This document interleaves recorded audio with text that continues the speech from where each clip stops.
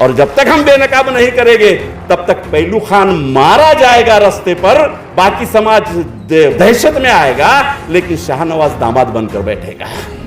ऊना में दलितों की चमड़ी निकाली जाएगी, दलित दहशत में आएगा, लेकिन मलाई खाते हुए रामदास आठवले बैठे रहेगा। देश को सही कल्याणकारी राज्य की संकल्पना में अगर ले जाना हो तो प्रधानमंत्री से भी ताकतवर आपका विरोधी पक्ष का नेता होना चाहिए। मुसलमानों में उनकी विचारधारा को लेकर चलने वाला वर्ग, SC NT में उनके विचारधारा को लेकर चलने वाला वर्ग, OBC में उनके विचारधारा को लेकर चलने वाला वर्ग, ऐसे वर्गों को साथ में लेकर वो सत्ता चलाते हैं। मुसलमानों में जो चतुर्वर्ण है उसमें ऊपरी क्लास ये पूरी तरह ब्राह्मणी क्लास से हाथ मिलाकर चलता है।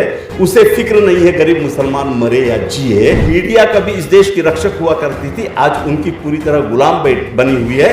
2014 में सरकार के तरफ से जो ऐड दी जाती थी वो 100 गुना भाजपा ने बढ़ा दिया, मीडिया उनके तरफ से होगी। इस हिंदुत्व के नाम से बेअकल लोग उनके पास में आराम से मिल जाते हैं। पार्टी किसी की भी रहे, लेकिन SC NT विजय इस आरक्षण से जाने वाले लोग जब तक गंभीर है तब तक कोई भी सरकार जनहित विरोधी, संविधान विरोधी, जमहूरियत विरोधी कानून पारित नहीं कर सकती।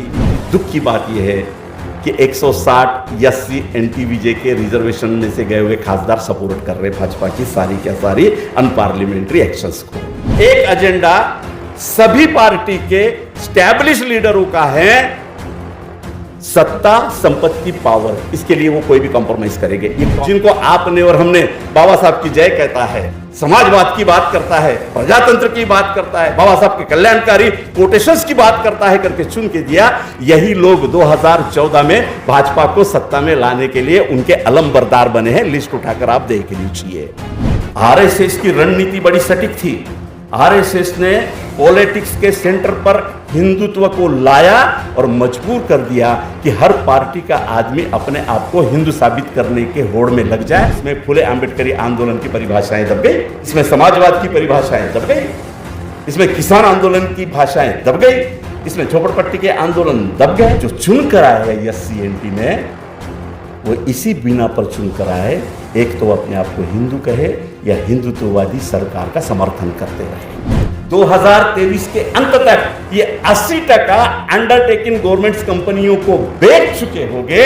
आरक्षण तो अपने आप खत्म हो जाना है। तो ये आदिवासियों को भी समझना है, इंस्ट्रूमेंट बना हुआ है आदिवासी। तो गोधरा से लेकर जितने भी बड़े बड़े दंगे हैं, सब दंगों में इंस्ट्रूमेंट बना है RSS का आदिवासी।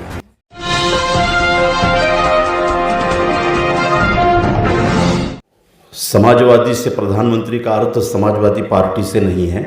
डॉक्टर बाबा साहब आम्बेडकर जी ने जिस समाजवाद की बात कही थी, आर्थिक समाजवाद, शैक्षणिक समाजवाद, प्रजातंत्रीय समाजवाद, उसको मानने वाले और उस विचारधारा पर चलने वाले लोगों से और उनके अनुयायी जिस पार्टी में हो, उन पार्टियों को इकट्ठा लाकर प्रधानमंत्री बने। और बाबा साहब आम्बेडकर जी का एक बहुत ही मशहूर कोटेशन है कि देश को सही कल्याणकारी राज्य की संकल्पना में अगर ले जाना हो तो प्रधानमंत्री से भी ताकतवर आपका विरोधी पक्ष का नेता होना चाहिए। ये विरोध करने की ताकत तो निश्चित ही बाबा साहब आम्बेडकर जी के विचारों में है, उनकी आदर्श नीति पर चलने वाले पार्टियों के लोगों में है, उनके कार्यकर्ता में है। और यहां से अगर अपोजिशन का लीडर बनता है तो हम नदी का प्रवाह जो हमेशा रेशिमबाग की तरफ मुड़ता है, हम दूसरी बस्तियों की तरफ मोड़ सकते हैं, इसे दूसरे गांवों की तरफ मोड़ सकते हैं।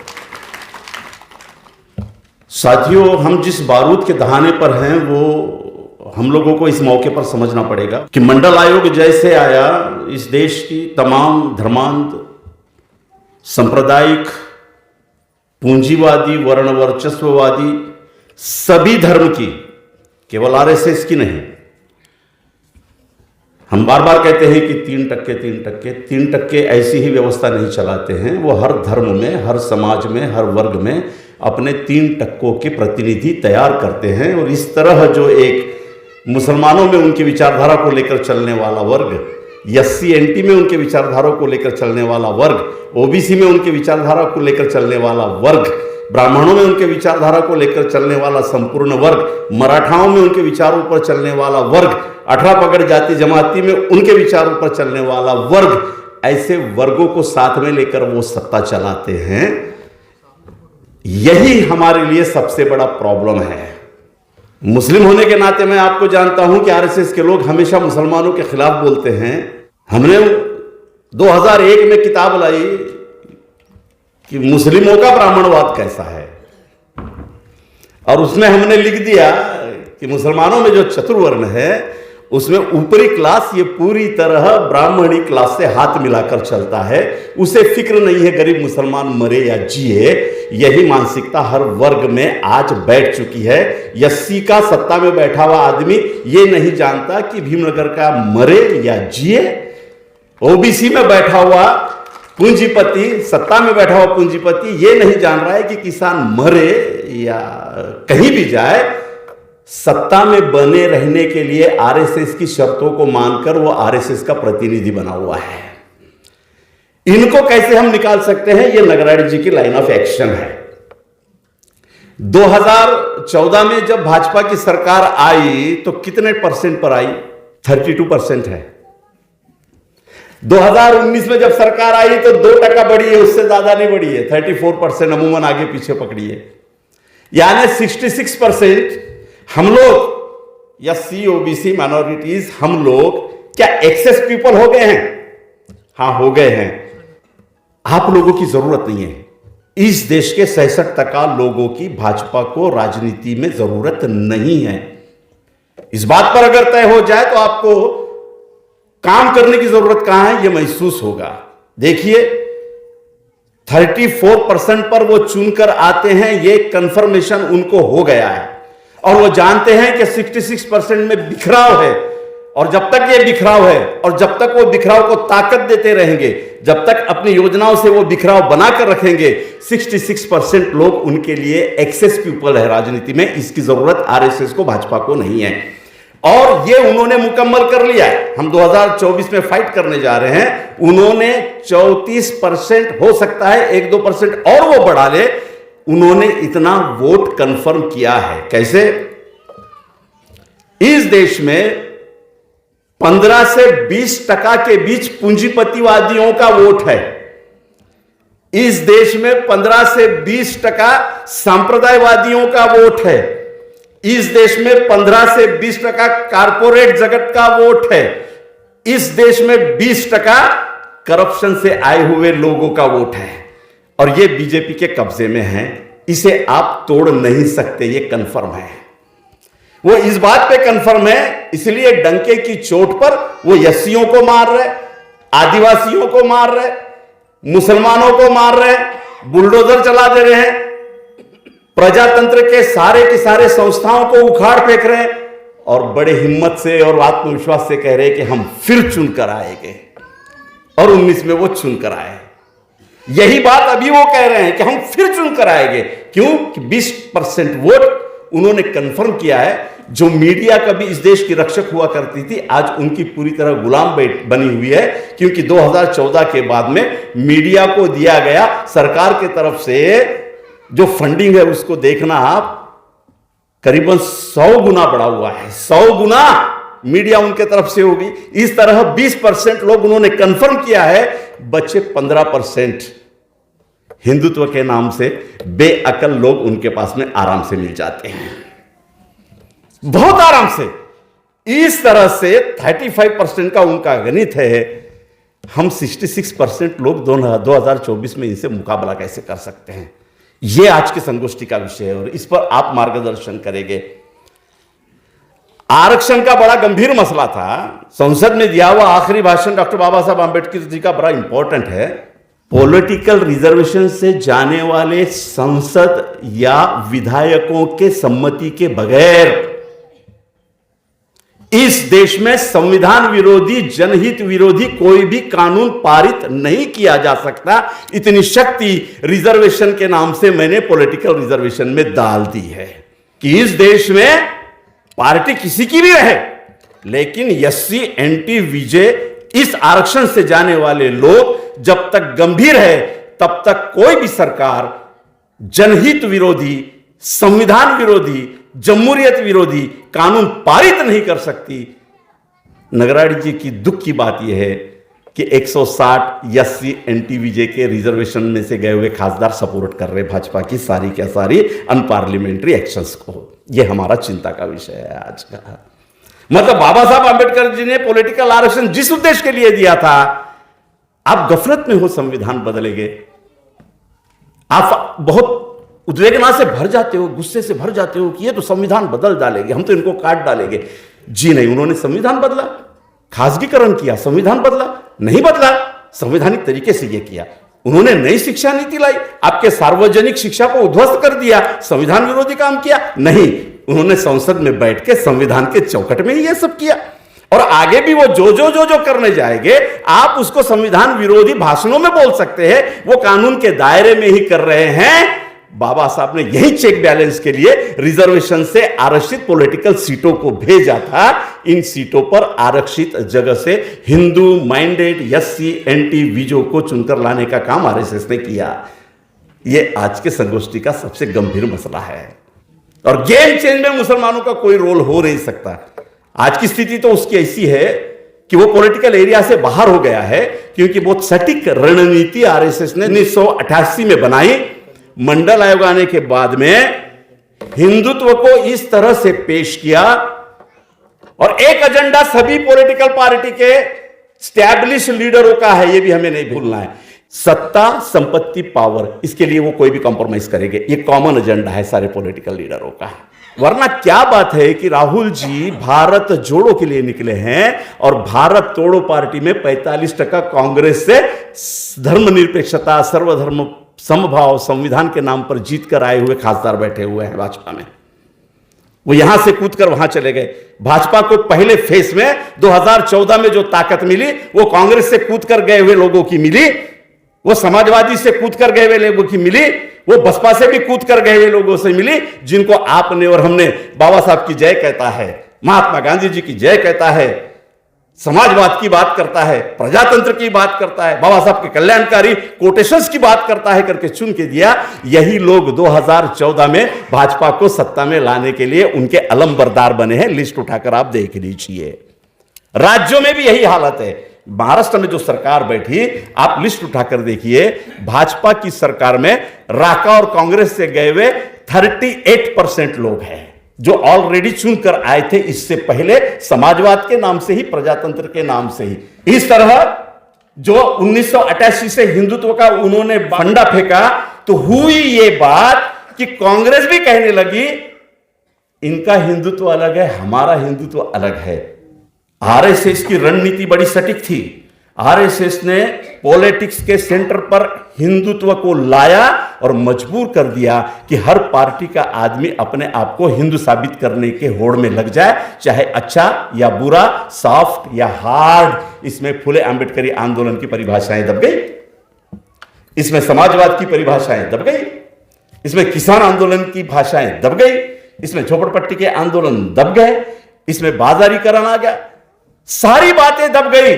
और कांग्रेस, समाजवादी पार्टी, राष्ट्रवादी पार्टी, नाम लीजिए आप एक एक, यहां तक कि केजरीवाल जैसा आदमी भी कहीं ना कहीं मैं हिंदू हूं साबित करने के चक्कर में पड़ गया। तो हुआ क्या, हमारे सारे इश्यूज आदिवासी के, मुसलमानों के, दलितों के, गरीब किसानों के जो रोजी रोटी के सवाल है वो पीछे हट गए और राजनीति में चुनकर आने का एक ही मुद्दा सक्रिय रहा सेंटर में। आप हिंदू हो या नहीं हो, इसकी पहली मार जो पड़ी वो मुसलमानों पे पड़ी। मुसलमान हिंदू नहीं है, पॉलिटिकल एरिया से बाहर हो गया। अब जो चुनकर आए हैं एससी एनटी में, वो इसी बिना पर चुनकर आए, एक तो अपने आप को हिंदू कहे या हिंदुत्ववादी सरकार का समर्थन करते रहे। ये चैलेंज है 2024 का। अब कैसे इसे सॉल्व करना पड़ेगा, इस पर विचार मंथन और होना चाहिए। आज आरक्षण पर आन बनी है। इकोनॉमिकल ट्रिब्यून में रिव्यू आया है, प्राचा साहब, अभी एक 8-10 रोज पहले मैं पढ़ रहा था, उन्होंने आंकड़ों के साथ में एक बताया है, नीरज जी, आंकड़ों के साथ में एक बताया है कि जिस तरह से वो प्राइवेटाइजेशन को आगे बढ़ा रहे हैं, जिस तरह कंपनी राज को लाकर कॉन्स्टिट्यूशनल इंस्टीट्यूशंस को खत्म कर दिया, एक तरह से अलग पुलिस राज लेकर आया है, कंपनी को यह पावर दे दिया है कि वो अपना कोर्ट, अपनी पुलिस स्टैब्लिश करे। ये सारा हो गया है। रेलवे स्टेशन से लेकर सारे प्राइवेट हो चुके हैं। इस रिव्यू में कहा गया है कि इसी स्पीड से ये बढ़ते रहेंगे तो 2023 के अंत तक ये 80% अंडरटेकिंग गवर्नमेंट कंपनियों को बेच चुके होंगे। आरक्षण तो अपने आप खत्म हो जाना है। 10% सवर्णों का आरक्षण दिया, आरक्षण खत्म हो रहा है, लेकिन सवर्णों को आरक्षण दिया। इनकी थ्योरी हम समझे कि इनको सिर्फ 35% लोगों को कॉन्सेंट्रेट करना है। संडास यूं ही नहीं बनाए जाते। खाने के लिए कुछ नहीं देंगे, शिक्षा के लिए कुछ नहीं देंगे, पेट में हो या ना हो, लैट्रिन को कैसा जाएगा ये नहीं सोचेंगे, लेकिन संडास देकर 5% वोट कंफर्म कर लिया। जरा गंभीरता से सोचना, बहुत सस्ता सौदा था। संडास बांधने के लिए 8-10 हजार रुपए लगते हैं। भाजपा से जुड़े हुए कॉन्ट्रैक्टर को दिया, एक संडास लाखों रुपए का बचा, लेकिन जिसको संडास मिला उसने ठप्पा मारा। जो बचे हुए 10%, 12% वोट, इनको हिंदुत्व के नाम से कंफर्म करना है, ये ऐसे कर रहे हैं। और ये हमारे भाषणों से टूटने वाली नहीं है ये श्रृंखला। इसे प्रैक्टिकल मोड पर कैसे ले जाएंगे, ये नगराड़े साहब का और आज के सबका मान्यवरों का चिंता का विषय है कि हम प्रैक्टिकल मोड पे इसे कैसे चेंज कर पाएंगे। दूसरी बात, आरएसएस ने 1988 के बाद में और एक फ्रंट खोला है, वो है शुद्ध मुस्लिम विरोध। साहब जी, मेरा अनुभव यह है, कांग्रेसी मुसलमानों के बारे में कहने से बचते, मैं सोच सकता हूं। शिवसेना वाले मुसलमानों से कहने से बच सकते, मैं सोच सकता हूं। मैंने कई आरपीआई वालों को भी मुसलमानों के बारे में कहने से बचते हुए देखा। एक पूरे समाज को अगर आइसोलेट कर दिया जाए, जो कहीं ना कहीं बाबा साहब का मिलिटेंट रहा है, इस देश में फुले का मिलिटेंट रहा है। महात्मा ज्योतिबा फुले को जब घर से निकाल दिया जाता है तब मुस्लिम उसे सहारा देता है। महात्मा ज्योतिबा फुले को 4th क्लास से बाहर निकाल दिया जाता है धर्म के नाम से, तब मुसलमान गफ्फार मुंशी बेग हाथ पकड़ के कॉटन मिशन स्कूल में महात्मा फुले को दाखिल करवाता है, फीस भरता है, पेटी ले जाकर देता है। तब सावित्रीबाई फुले अपनी कविता लिखती है कि न होते गफ्फार मुंशी और लिजिट साहब तो ज्योतिबा, महात्मा ज्योतिबा झाला नसता, ये लिखती है। गोलमेज परिषद से लेकर मिलिंद कॉलेज की स्थापना तक मुसलमानों ने जितना भी हो सके इस देश में बाबा साहब आंबेडकर जी को मदद की है। चौधार तलाव के आंदोलन में जमीन मुसलमानों ने दी, खड़े रहे। मुझे वेठी का आंदोलन याद आता है, डॉक्टर बाबा साहब आंबेडकर का अस्पृश्यता की पहली परिषद थी। जब उतरे वहां से कम 3 कोस 4 कोस टांगे से जाना था। बाबा साहब नीचे उतरते हैं, एक भी टांगे वाला मौजूद नहीं रहता है। वो कहता है कि साहब, सवर्णों ने मीटिंग ली और कहा कि जो बाबा साहब को टांगे में ले जाएगा उसके टांगे तोड़ देंगे, कोई टांगा वाला नहीं है। उतने में एक टांगे वाला आता है और कहता है कि बाबा साहब बैठो, मैं आपको छोड़ दूंगा।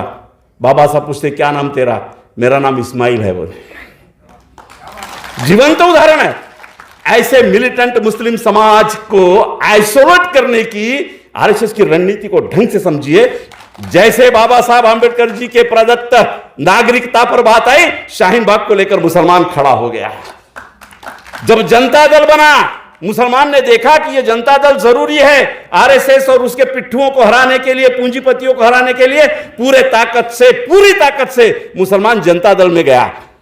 कौन सा ऐसा मूवमेंट है जब मुसलमान उसके तरफ से खड़ा ना हुआ हो? यह आरएसएस जानता है। इसलिए सबसे पहले हमला आरएसएस मुसलमानों पे करता है। क्यों? कि आपको दबाने के लिए इससे बेहतर कोई दूसरी पिक्चर हो नहीं सकती। तो यह आदिवासियों को भी समझना है। इंस्ट्रूमेंट बना हुआ है आदिवासी। आज तुमड़ाम जी है हमारे मंच पर, बहुत काम है उनका। गोदरा से लेकर जितने भी बड़े बड़े दंगे हैं, सब दंगों में इंस्ट्रूमेंट बना है आरएसएस का आदिवासी। गोधरा में तो मैक्सिमम आदिवासी इंस्ट्रूमेंट बना। यानी आरएसएस की घुसपैठ कहां जा रही है और कहां तक चली गई है। और 2024 में हमें इनको सत्ता में नहीं आने देना है, तो क्या करना होगा, इसके लिए यह संगोष्ठी है। मैं चाहता हूं कि दिल्ली से और बाकी जगह से आए हुए लोगों को हम सुने।